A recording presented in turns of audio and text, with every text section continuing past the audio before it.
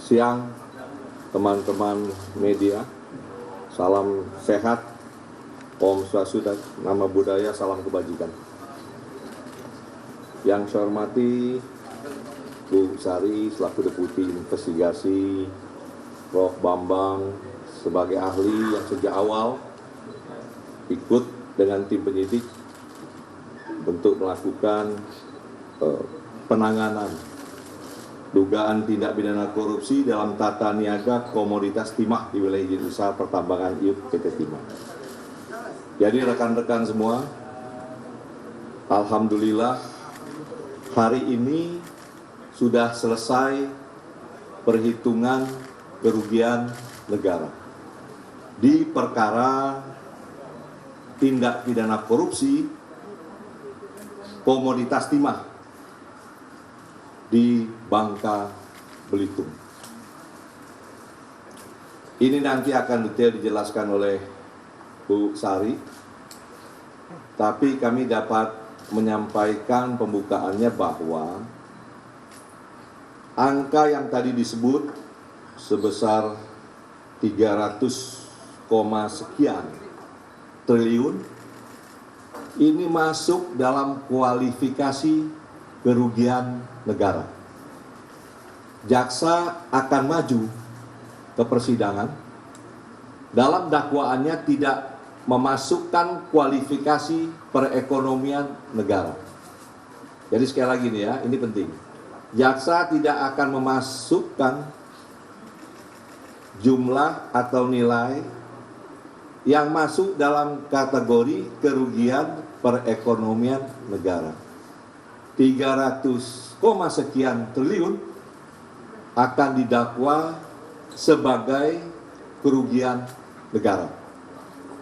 Mengapa begitu? Nanti silahkan hari ini kita buka selebar-lebarnya kepada teman-teman media, karena saatnya sudah tepat. Kemarin kan banyak itu yang berpendapat tentang 271, yang intinya perdebatan apakah ini real loss atau potensial loss. Diperdebatkan, saya dengar gitu. Saya baca juga di medsos. Wah, ini masih potensi. Ini belum real. Nah, ini silakan teman-teman tanya, ahlinya ada, Ibu Deputi ada, saya ada. Sehingga kita bisa mengklirkan apa yang menjadi alat bukti dan jaksa yakin bahwa ini adalah kerugian real yang harus nanti jaksa tuntut sebagai kerugian negara. Nah, itu yang menjadi penting. Mungkin rekan-rekan media yang bertanya atau mendalami kasus ini, silakan. Biar lebih terang dan lebih jelas nanti ke depannya di masyarakat. Ada yang mau bertanya? Ayo silakan, maju depan. Sini Mas. Biar teman-teman media yang lain juga dengar.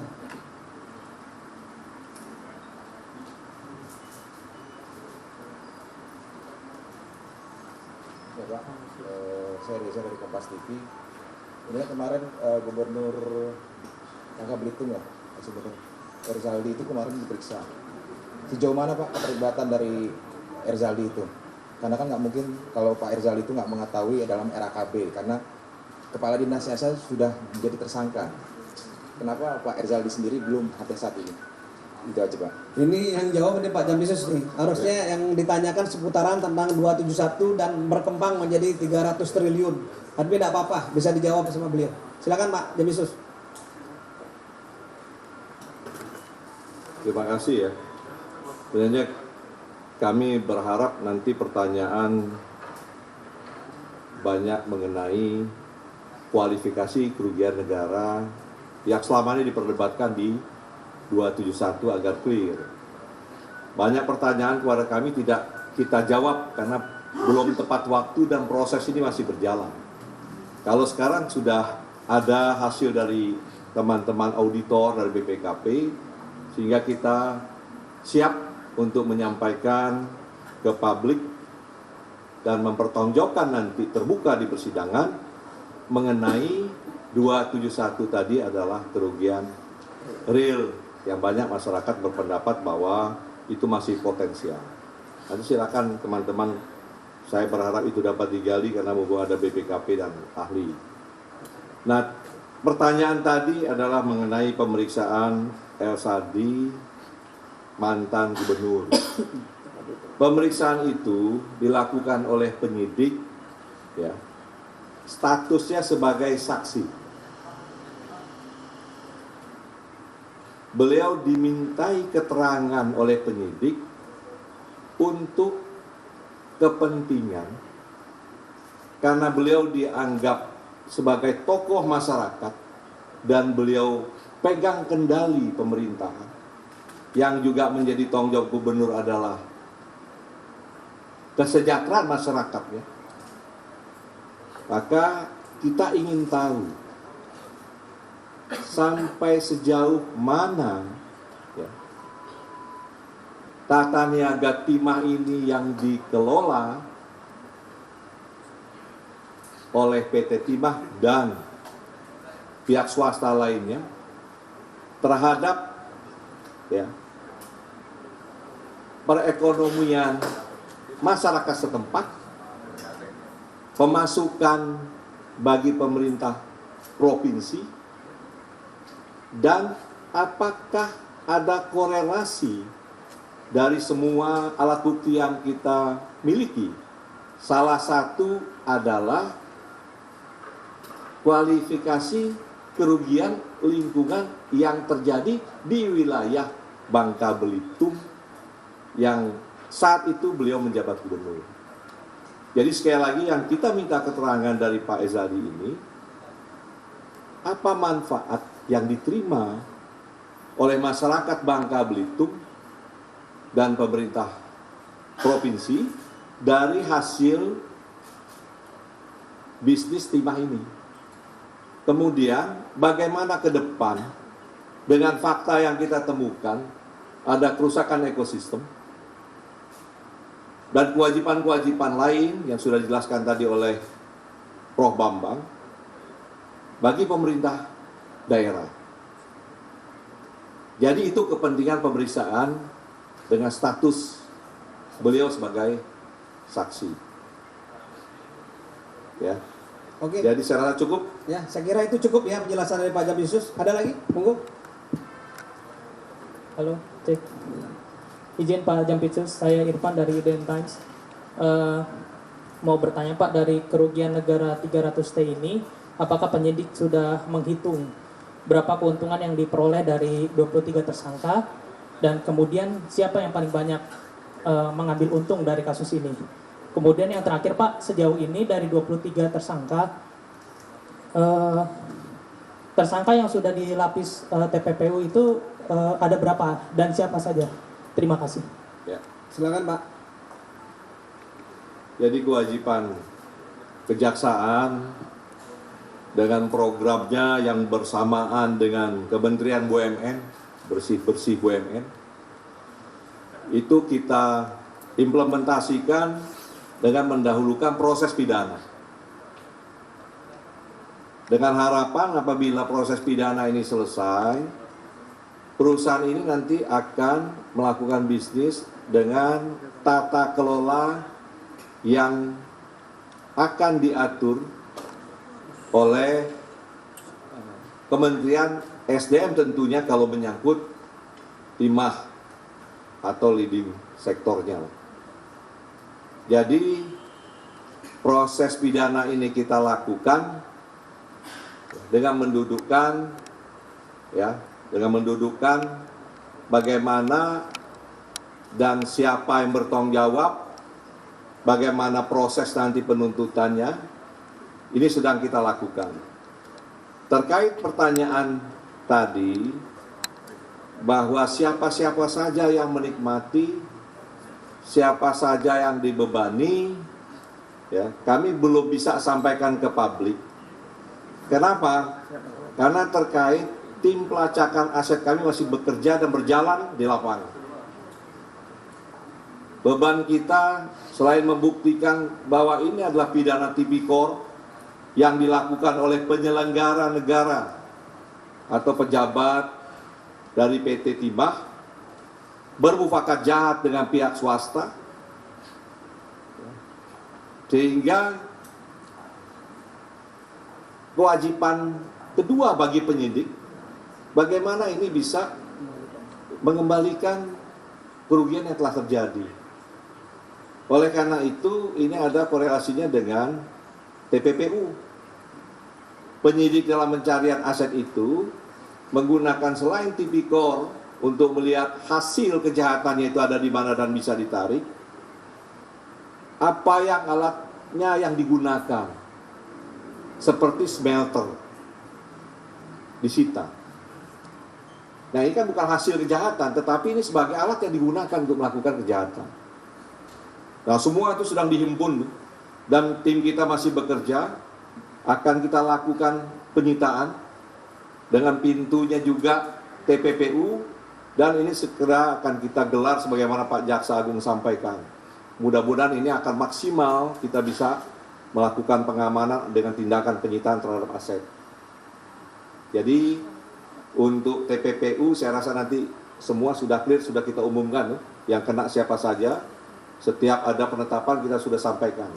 Tapi mengenai aset-aset dan siapa yang menerima keuntungan masing-masing berapa, mohon maaf kami belum bisa sampaikan, takut anak-anak kehilangan aset. Anak-anak yang masih bekerja di lapangan nanti kehilangan aset-asetnya yang sedang diburu. Jadi itu ya. Ya, jadi udah cukup ya. Jadi belum bisa kami sampaikan secara real, tetapi nanti dalam surat dakwaan pasti akan disampaikan. Dalam waktu 1-2 minggu ke depan, Pak Jaksa Agung sudah menyampaikan ini akan segera dilimpahkan. Silakan.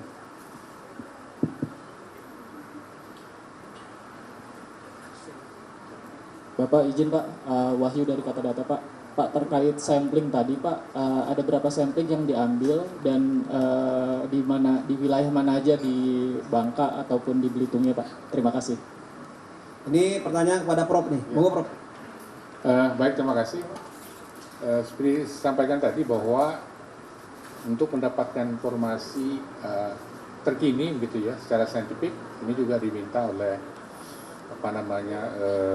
proses perhitungan itu, maka kami mengambil sampel itu di areal yang mewakili, apakah itu di Bangka dan juga di Belitung dan Belitung Timur. Jadi kami datangi semua itu. Totalnya saya tidak hafal ya, nanti di persidangan aja diungkap. Nah, jadi kami datangi itu, misalnya wilayah katakan misalnya di Bangka Tengah. Nah, kita cek nanti di status dan sebagainya, karena selama di lapangan kami dampingi juga oleh tim penyidik dari Kejaksaan Agung dan juga dari PD Timah. Nah, kita temukan misalnya di situ adalah area APL misalnya. Nah, kita ambil. Nah, termasuk juga kita ukur berapa kedalaman air itu ya, yang dia buka itu. Jadi ambil sampel tanahnya, begitu ya, sampel vegetasi dan sebagainya, dan itu kemudian dianalisis di lab untuk sifat fisik, kimia, biologi, dan juga kondisi vegetasi. Nah, juga nanti kami datangi juga pada kawasan berhutan, apakah itu masuk ke kawasan hutan produksi, kemudian juga ke kawasan lindung, dan juga masuk ke area di Taman Nasional. Nah, itu semua kami dapatkan setelah kami merekonstruksi itu berdasarkan data yang disiapkan oleh penyidik Jagung dan juga dengan citra satelit, sehingga dari situ kami clear melihat itu. Nah, sebetulnya saya ingin buka di sini Pak Kapus, cuman nanti sudah masuk pokok perkara gitu ya. Nah, itu kelihatan sekali. Misalnya di 2015 di lokasi ini, katakan di PT ini, seperti apa sih gambarannya, kita zoom kelihatan nih. Bukaannya kemana tuh kelihatan. Nah, kemudian juga di 2016 seperti apa, 17 seperti apa, 18, 19, 2022 luasannya pun kita tahu. Nah, seperti itu. Jadi verifikasi itu adalah bagian dari upaya untuk rechecking antara data yang kami dapatkan dari citra satelit dengan kondisi terkini yang terjadi di lapangan. Nah, dari situ juga kami tahu bagaimana pergerakan itu. Misalnya ada perusahaan ya, yang katakanlah kecil iupnya itu, tapi dia merangkak itu membesar ke bawah di luar punya dia. Nah, sehingga itu yang dalam penjelasan kemarin kami sampaikan, ada yang iup dan sebagainya. Jadi kami sampai pada kita rekonstruksi seluruh itu, kita bangunkan. Nah, kalau teman-teman lihat itu pasti tersenyum, kok bisa ya? Nah, itulah salah satu cara kami untuk meyakinkan penyidik bahwa apa yang kami lakukan itu bukan, sekali lagi bukan potensial, tapi the real. Nah, kalau di zoom itu kelihatan sekali. Nah, jadi kira-kira begitu yang bisa kami sampaikan. Saya kira itu ya. Tadi udah jelas real loss-nya itu udah jelas ya. Dari citra satelit, pemeriksaan di lapangan udah jelas. Nanti itu kebutuhannya di pembuktian di persidangan ya, udah jelas. Jadi beliau ini bukan saja ahli penanganan perkara di timah, beliau juga sebagai ahli di penanganan perkara Duta Palma kemarin dan beberapa ahli lain.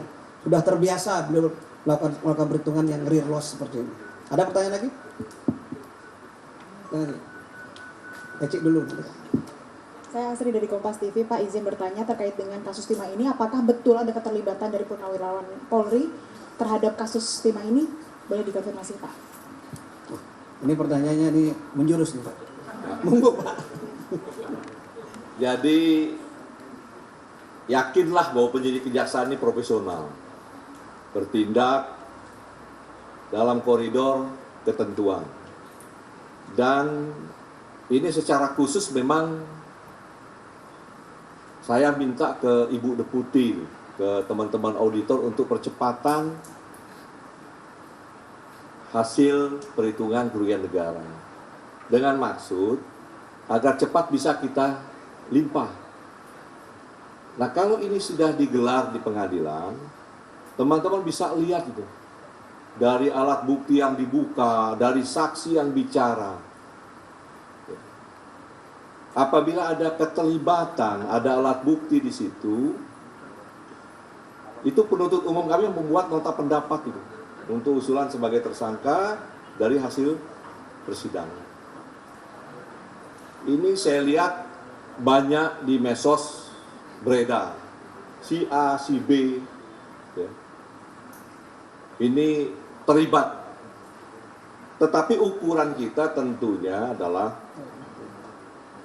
alat bukti yang kita peroleh ini apa. Kita juga dibantu dari PPATK. TPPU kita pelajari betul siapa yang terima dari hasil kejahatan ini. Semua betul-betul dengan cermat kita lakukan.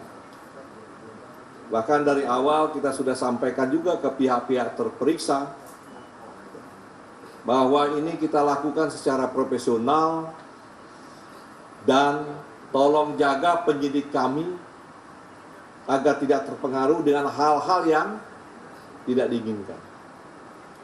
Nah, ini akan kita segera gelar. Nanti silahkan teman-teman media mengikuti dan kami senang sekali ketika satu proses penanganan perkara di kejaksaan ini diikuti dengan cermat oleh teman-teman media sebagai koreksi atau sebagai masukan kepada kami tentunya. Ya.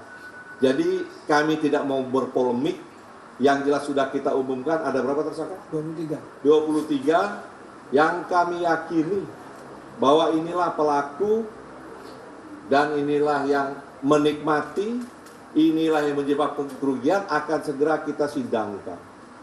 Kalau pertanyaannya kembali apakah stop di sini? Teman-teman media kan sudah melihat proses yang kita lakukan di perkara-perkara besar kan terus berjalan sepanjang alat bukti tersebut ya memiliki kekuatan untuk penetapan tersangka lain. Oke? Ya. Ya, saya kira itu ya. Biasanya prosesnya terus berjalan. Penetapan tersangka tidak hanya dalam proses penyidikan, bahkan dalam proses persidangan pun tidak menutup kemungkinan juga akan terbuka semua. Bahkan dalam putusan akhir dan sudah mempunyai kekuatan hukum tetap berjalan. Jadi dikawal kita semua. Ayo, silakan. Selamat siang Pak, izin perkenalkan saya Malik dari Indoposko ID. Yang menjadi pertanyaan gini Pak, total kerugian kan dari 271 sampai ke 300 ya Pak ya. Apa saja indikator utama yang digunakan dalam menilai kerugian negara dalam kasus korupsi timah dan bagaimana validitas indikator tersebut dijamin sehingga jaksa itu sangat yakin Pak. Terus yang keduanya, bagaimana perbandingan kasus korupsi timah di Bangka dengan kasus serupa di daerah lain dalam hal penanganan kualifikasi kerugian negara. Yang ketiganya, apakah ada pihak-pihak lain yang diduga terlibat? Karena kan selama ini hanya pihak-pihak swasta dan lain-lain gitu Pak. Yang terakhir, total aset timah yang disita Pak. Terima kasih Pak, selamat siang. Kalau pihak lain sudah 23 Mas ya, mau tambah lagi ya? Silakan Pak Jampisus. Wah, ini pertanyaan borongan tuh siapa yang WA itu? Oh ya. Jadi yang pertama tadi mengenai bagaimana jaksa kok percaya ini kerugian real ya, kerugian nyata bukan potensi. Ini kan hasil diskusi lama dengan teman-teman auditor yang awalnya didukung dari perhitungan kerugian dari ahli. Tadi sudah disampaikan oleh Ibu Deputi bahwa kerugian atas perbuatan kerjasama PT Timah ini dengan smelter itu ada 2,285. Perbuatannya apa? Nah ini kan PT Timah ke smelter swasta menyampaikan untuk pengolahan ke smelter swasta, kemudian ada kerjasama atas pengolahan tersebut. Nah ini timbul kerugian dihitung dari sisi kerjasama tersebut. Kemudian yang kedua, ada kerugian atas pembayaran biji timah kepada PT Mitra. Nah ini kan ada yang punya IU PT Timah, dibawa ke swasta, PT Timah beli lagi. Nah ini kita akan dakwakan nanti ke pejabat-pejabat PT Timah yang sudah tersangka. Nah yang ketiga yang saya lihat polemik, dan banyak betul masuk pertanyaan ke saya juga, WA, bagaimana 271 ini kerugian lingkungan kok bisa jadi kerugian tipikor. Yang saya tanya dengan penyidik pertama adalah, apakah kerugian lingkungan hidup ini yang dihitung oleh ahli ini menjadi kewajiban untuk dibayar? Nah ini kewajiban. Nah tentunya penyidik kan menjawab bukan asal ini kewajiban, tetapi dengan ketentuan-ketentuan di undang-undang. Contohnya undang-undang Minerba ya, Minerba. Dan dengan dasar-dasar itu kita yakini, oh ini kewajiban yang tidak bisa dihindari oleh negara. Pertanyaan yang kedua, siapa yang akan bayar? Yang bertanggung jawab untuk menutupi kerugian yang sudah dihitung ini. Kan tadi ada kerugian ekonomi, kerugian ekologis, kemudian kerugian rehabilitasi lingkungan. Apakah kita bisa menghindar tiga ini? Saya bilang nggak bisa. Ini harus tetap dipenuhi. Itu pertanyaan saya kepada penyidik, dan penyidik bisa menyampaikan semua dasar hukumnya bahwa kita tidak bisa menghindari ini. Nah yang saya tanya lagi, siapa yang harus bayar ini? Nah ini yang menjadi polemik, apakah ini masuk dalam kualifikasi undang-undang lingkungan atau tipikor? Ternyata ya, penyidik ketika melakukan ekspos di hadapan kami, itu kita lihat bahwa perbuatan ini dilakukan di dalam kawasan IUP PT Timah. Sehingga kewajiban ini melekat ada di PT Timah. Pertanyaan ketiga, apakah kita ikhlas PT Timah ini akan membayar sebesar ini? Sedangkan PT Timah yang kita ketahui juga tidak pernah untung, rugi terus. Jadi siapa yang makan uang timah ini? Maka saya minta ke penyidik, ini harus dibebani kepada mereka yang menikmati timah hasil mufakat jahat tadi. Nah itu kira-kira bagaimana penyidik akhirnya meyakini, oh ini harus memang dipenuhi. Contoh perkara yang pernah kami lakukan banyak seperti itu. Satu contoh aja lah. Jadi ada pelakunya Dirut BUMN dengan menggunakan BUMN-nya mengajukan proposal pembiayaan. Ya. Nah, kemudian dibiayai oleh bank. Dibiayai oleh bank. Ini bank asing, BHS. Bank asing di Singapura dibiayai. HSBC membiayai. Ini sudah inkrah ya. Nah, ketika sudah dibiayai, ternyata si oknum direksi ya, ada beberapa orang tersangka, saya lupa itu. Setelah dapat uang, dia gunakan untuk hal lain dari proposal yang dia sampaikan. Sehingga pihak pembiaya bisnis itu mengajukan gugatan arbitrase. BUMN kalah.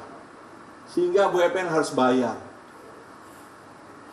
Nah, jaksa maju menyidik bahwa proses ini sebenarnya ada pidana.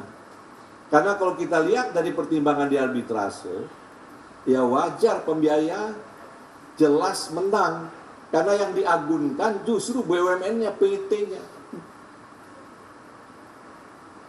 Nah, kejaksaan masuk membuktikan di rootnya bahwa ini yang diajukan kepentingan oknum, uangnya juga dikelola dengan tidak benar sebagaimana ketentuan BUMN, ya, dan itu ternyata hakim sependapat bahwa itu tipikor.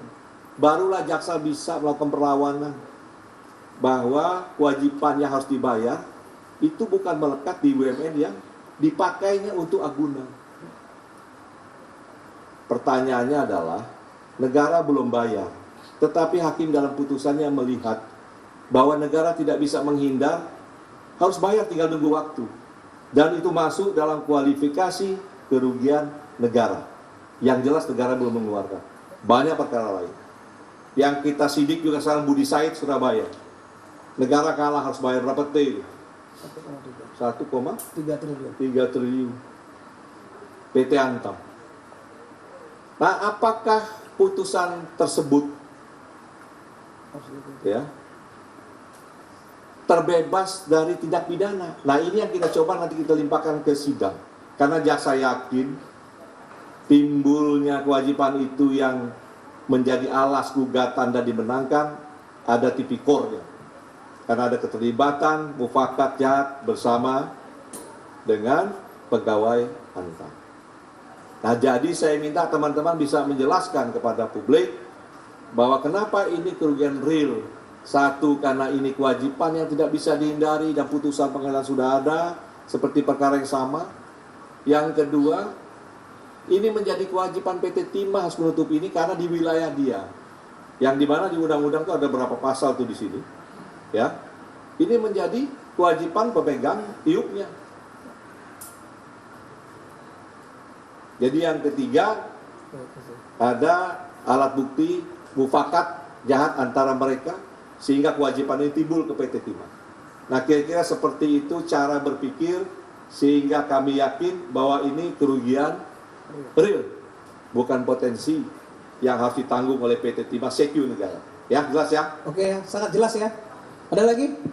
Ayo, Pak, depan. Saya buka lagi 3 pertanyaan. Silakan.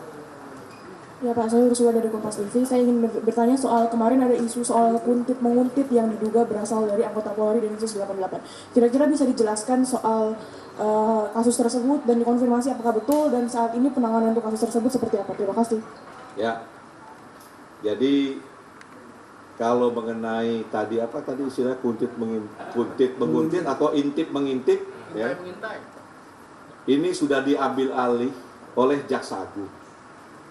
Karena ini juga sudah menjadi urusan kelembagaan, sehingga ini harus secara resmi disampaikan. Nanti setelah ini selesai, ya, silakan ditanya langsung kepada Kapus Penkum yang sudah mendapat arahan dari Jaksa Agung. Ya, jadi sementara kuntit-menguntit kita geser dulu ke belakang, ya, kita jawab. Termasuk juga tadi yang lapor-melapor, silakan tanya. Karena Jampisus muncul di sini ada Dirdik, ada Dirtut untuk menjawab supaya publik tidak resah atau menimbulkan banyak tafsir. Silakan nanti ditanya semuanya. Nah, tadi juga ada pertanyaan tadi yang belum saya jawab dari Mas nih ya. Ada tersangka lain tidak, Pak? Nah, itu sering masyarakat tanya. Ini saya baru dikasih tahu dengan Dirjen Penyidikan, ada penahanan terhadap pejabat yang saat itu menjabat dirjen di SDM. Saat ini diputuskan, ya, kebijakan bisnisnya di PT Timah dan sudah sampai orang sedang diperiksa. Nanti di preskon. Nanti tanya lagi karena itu sudah saya perintahkan Didik untuk lakukan penahanan agar masyarakat jelas bahwa kejaksaan akan bertindak secara profesional. Ada alat bukti, tetapkan, limpahkan ke pengadilan. Dan alhamdulillah selama ini kita belum ada yang bebas lah dengan kehati-hatian kita. Yang bebas kan baru kemarin pasal 21 karena ada beda pendapat. Ya. Oke. Ada lagi? Ada lagi? Silakan Pak. Tentang perkara ya? Tentang perkara 271 Ya. dan Oke. geser jadi 300. Ya. Ya, 300 sekarang. Ya, selamat siang Pak Febri, saya Lani Pak dari Tempo. Soal perkara ini Pak, beberapa waktu yang lalu kan tim Bapak sudah memeriksa Pak Robert Bono ya Pak. Dia kan diduga terlibat karena dulunya dia adalah pemilik PT RBT walaupun dia membantai kepada kami begitu. Ya. Nah, apa hasil pemeriksaan terhadap dia dan bagaimana keterlibatan dia Pak? Dan melanjutkan pertanyaan Mbaknya ini Pak, kemarinnya Kapolri dan Jaksa Agung sudah bertemu gitu Pak. Apa pesan dari Pak JS sendiri untuk Bapak, dan ketika kejadian itu kan kabarnya ada satu atau dua anggota Densus yang kemudian ditangkap, lalu Bapak menelpon kabar reskrim, tapi meminta Densus itu dibebaskan, tapi kemudian tidak dibebaskan. Itu seperti apa ceritanya Pak? Terima kasih. Jadi sekali lagi Udah dijelasin. tadi saya jelaskan, karena ini sudah diambil alih oleh Jaksa Agung, ya, dan tentunya ini menjadi persoalan institusi, bukan persoalan lagi saya sebagai pribadi. Nah, ini akan dijelaskan nanti oleh Kapus Penkum yang tentunya sudah ada arahan Jaksa Agung. Selesai ini baru masuk babak kedua, masalah kuntit menguntit dan lapor melapor. Nanti silakan teman-teman tanyakan ya. Kewajiban kami yang jelas, perintahnya adalah selesaikan berkas dengan cepat, segera limpahkan agar masyarakat dapat melihat semua apa yang terjadi.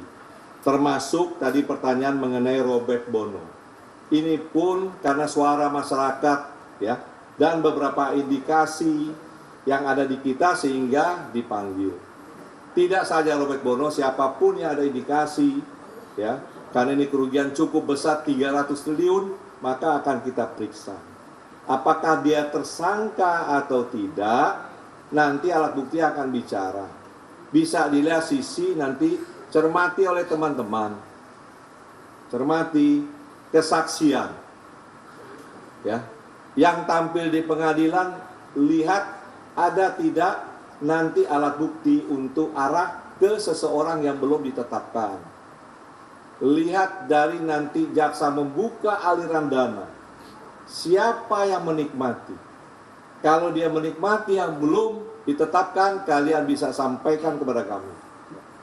Kita akan terbuka, dan ini memang harus kita lakukan sebagaimana keinginan kita semua, bahwa yang menjadi poin-poin penting pendapatan negara khusus yang besar akan kita lakukan penelitian semua.